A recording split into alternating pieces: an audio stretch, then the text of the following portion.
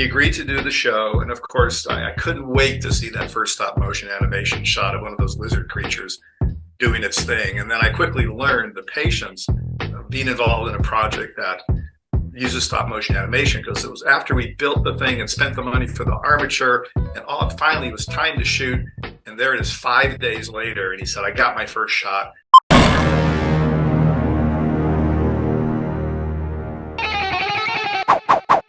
Hi, Mr. Charles Band. It is an absolute pleasure talking to you here with the Primevals. I'm glad you got to kind of join along. How have you been, my friend? Super good. You know, it's in a business where you conceive a movie, get a script written, shoot it 60 days later, and it's out in 5 months. To talk about a movie that I was first introduced to 45 years ago and finally made 30 years ago and finally finished at the end of last year. It's just such a bizarro stretch. It's got to be pretty unique in show business. It is perhaps the most important discovery of the century. I'm also on my way this Friday to Fantasia in Montreal, so it's playing that film festival. Then there's several others. I forget their names. I'm sorry. And then we're going to Spain in October. So the truth is, and hopefully all this will ignite more interest and we'll make some good deals, but it probably means the movie itself won't come out till next year. So apropos the movie that never sort of got completed till recently, even the sort of distribution part of this, which, you know, if it was just up to me and it was a simple, I mean, we would have had it out in January because the movie was finished late November.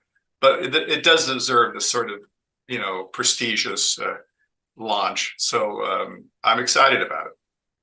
So obviously David Allen was an old friend of yours. You know, you guys worked together in Laser Blast, Ghoulies 2, both the Oblivions, and many more. I mean, this guy was also doing Willow and Ghostbusters 2. Right. But you bonded over your sort of love of that sort of old practical effects. And even in your book, when you mention that the atomic bomb of the digital effects and Jurassic Park, you both knew that there was something still to the old way. Right. Can you touch about the importance of how you kept Primevals alive all these years and how you got to where you are now, releasing the film since the 70s? You know you can't answer those questions without a living specimen. Which requires an expedition. That's a ridiculous story. Well, my first love was always for sci-fi fantasy. So huge fan, obviously going back to King Kong, but Jason and the Argonauts and Seven Voyages of Sinbad, and those magical stop motion animation shots were a big, you know, I don't know what the right word is anymore, but let's just say a turn on. It had a lot to do with what I love about these movies. Now, I wound up then making movies in the early to mid 70s that were more horror based, even though I made a few sci-fi movies as well. But I found that in my budget range and what I was capable of doing, the sci-fi canvas was a little too expensive. So if you look at my body of work so far, over 300 movies, most of them are horror films. Having said that, I was ready to make my first sci-fi movie back in the 70s called Laser Blast. And the dream was to find a way to create stop motion animation characters for these aliens who've come to Earth and carelessly leave their laser blast gun for our kid to find it and get revenge on people who tortured him. Anyway, and I found my way, long story, to David Allen, who even at that point was well known. He had made a number of movies and I'd seen some of his work, and he was famous at the time. This is the 77, 78.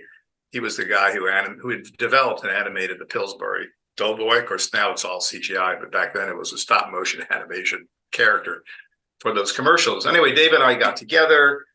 I said, Dave, I don't have the kind of money I'm sure you want, but can you please do the stop motion for Laser Blast? He had an incredible team, Dennis Muir and Phil Tippett, people who all went on to be huge, you know, special effects, you know, kings in their field. But back then he was working out at a little studio in Burbank. He agreed to do the show. And of course, I couldn't wait to see that first stop motion animation shot of one of those lizard creatures doing its thing. And then I quickly learned the patience of being involved in a project that uses stop motion animation, because it was after we built the thing and spent the money for the armature and all, finally it was time to shoot. And there it is 5 days later. And he said, I got my first shot. come by and see it. It was literally a 4-second shot. I mean, that's kind of the rhythm. But it was so magical. I thought, oh my God, this is it. This is it. At that time, Dave told me about his pet project, the Primevals. He said, oh, it's got 250, 300 stop motion shots, and it's going to take 12 to 14 weeks to shoot. We need to go to the Himalayas. Like, oh, well, I'm not exactly the right guy for that, but one day maybe we'll find a way to make it. And then as the story goes, briefly, I've worked with Dave on many movies during the late 70s, the 80s, Dolls, the first Puppet Master movies. And finally, around the mid 90s, it was time we were just doing well enough, Full Moon, to fund the Primevals. And we went out and shot it. It was a huge movie for us. I mean, our budgets are always well under $1 million. This was about a $4 million budget. But the real twist was not only was it 12-week shoot, and we went to the Italian Dolomites, and I had a studio in Romania at the time, and we built all these sets. The plan was shoot the movie and then spend 2 years doing 250 stop motion animation shots. 2 years. So imagine having that investment. The movie's done. Everyone's excited to see it, and then sadly, about 14 months into that 2-year program, Dave Allen dies of cancer. And that was at the exact same time that Full Moon's fortunes ebbed, which has happened many times in my career.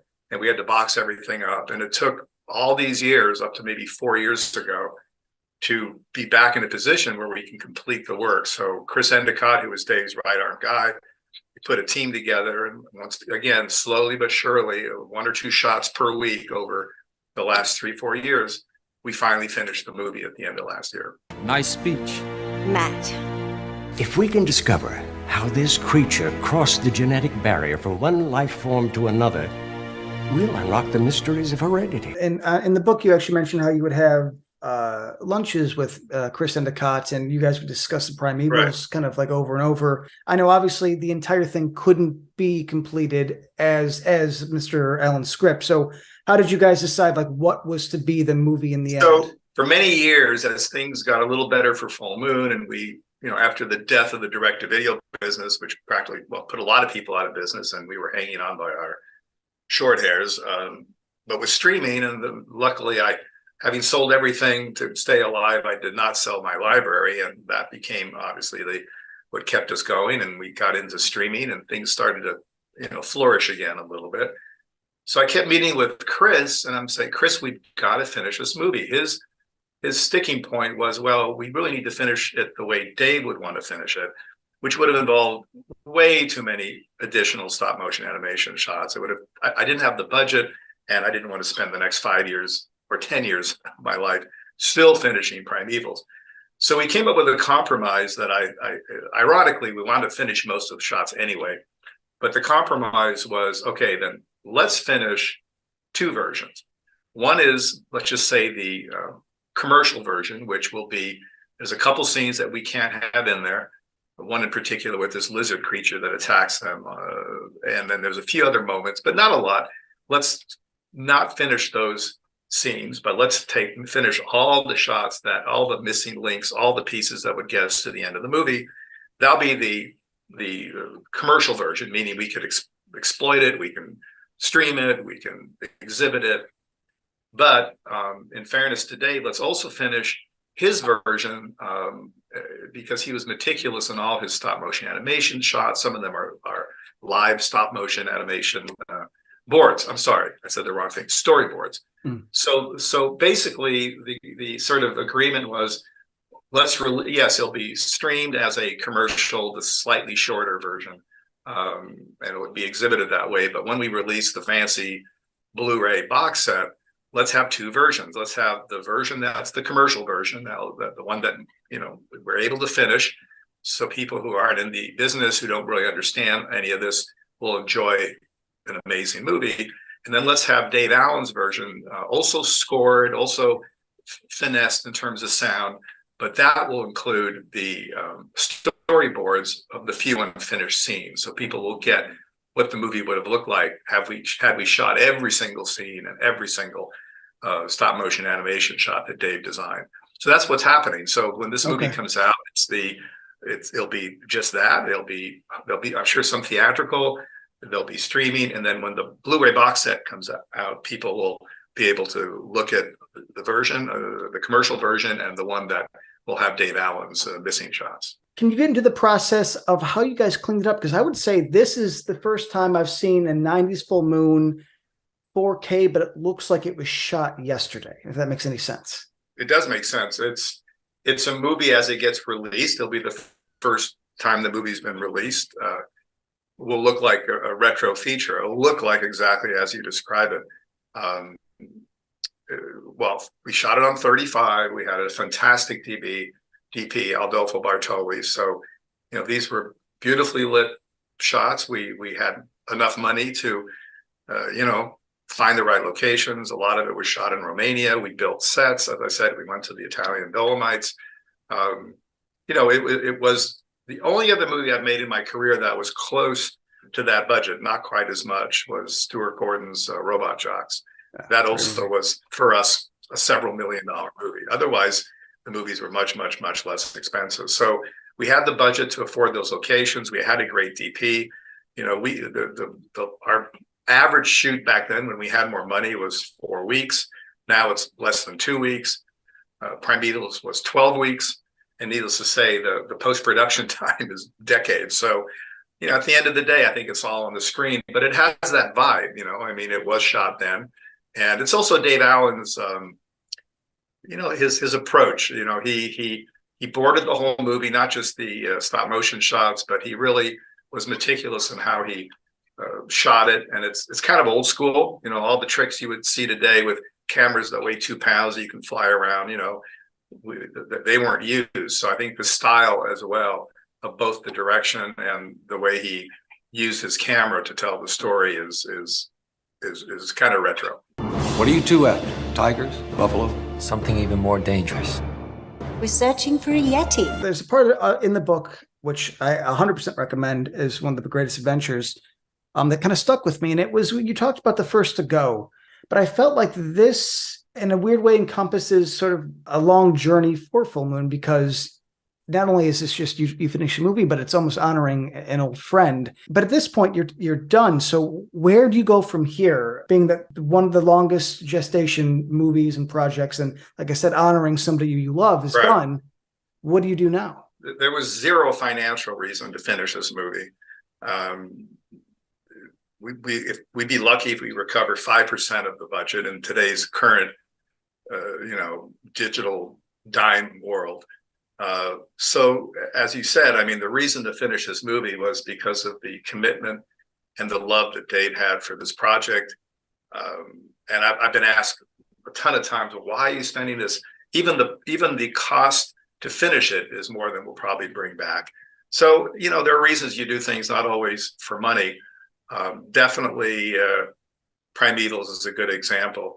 But, I hope that people who followed Full Moon and new fans, as we have new fans as well, and all the movies we're trying to be clever with that we're making right now, some of which I think are turning out really, really well, it'll hopefully, send a good vibe into the Full Moon universe.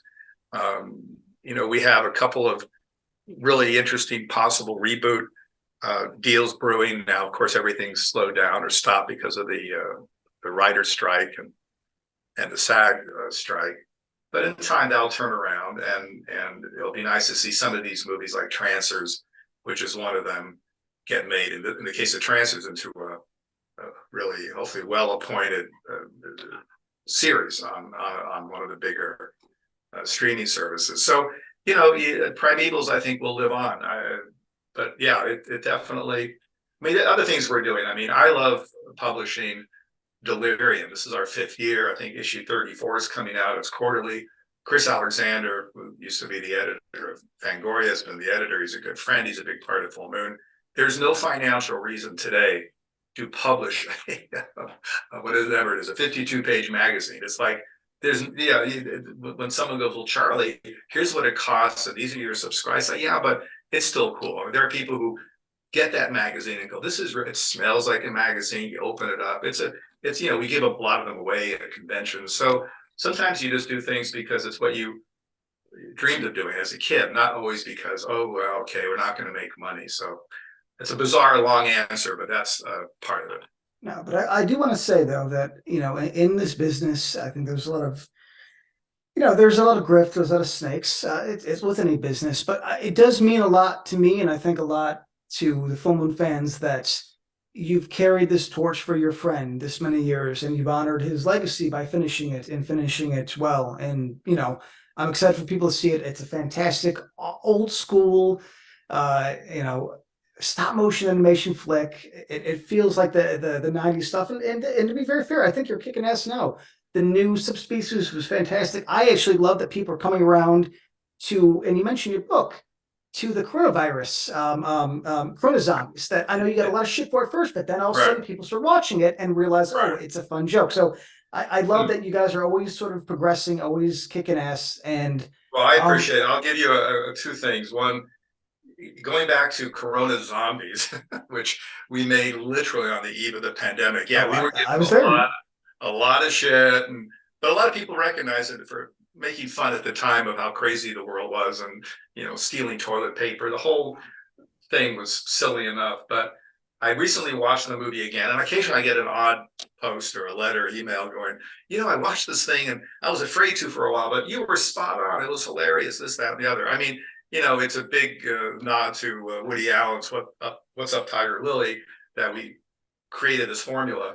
But, sometimes it's not great to be so ahead of the times, and sometimes it's kind of fun. But my best worst story, which is probably, I think it's in the book, is after I sold media home entertainment in the late 70s. I started Wizard Video. We had all these bizarre movies, big box films. We had Texas Chainsaw Massacre on Halloween. And then I thought, wait a minute, video games seem to be a cool thing. And I wasn't even a video game guy, but Atari. So I thought, let me start Wizard Video Games. So I right away went to my friend the Carpenter, and I licensed Halloween, obviously through the distributor, and I licensed Texas Chainsaw Massacre. And I developed, being a neophyte in that business, 2 Atari style video games, each with a little theme that is recognizable from the movie, little stick guys, completely ridiculous, but it was cool at the time. Spent a bunch of money, took, I don't know, 50 or 100 of each of these games to the Consumer Electronics Show in Chicago, a lot of fanfare, PR. I thought, this is it. This is going to make tens of millions of dollars, and I'll be able to fund my movies. And I couldn't sell a goddamn unit. And the reason why is people would, first of all, these were little small buyers. It was like Sears. The buyers would come and say, you're crazy. Video games are for children. This is hard. This is not what people want. We'd be interested if it was about something fun, but this is not fun. You got so forget it. I could not sell these things, and I eventually gave some away. Of course, now they're worth a fortune, apparently, on eBay, a mid-condition Texas Chainsaws, thousands of dollars, Atari style video game.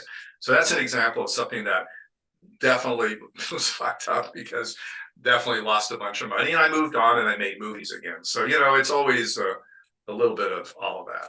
Thank you. And I'm going to end by saying, because I absolutely love Joblo, and it's awesome, I have something super cool that I've been biting my tongue not to talk about.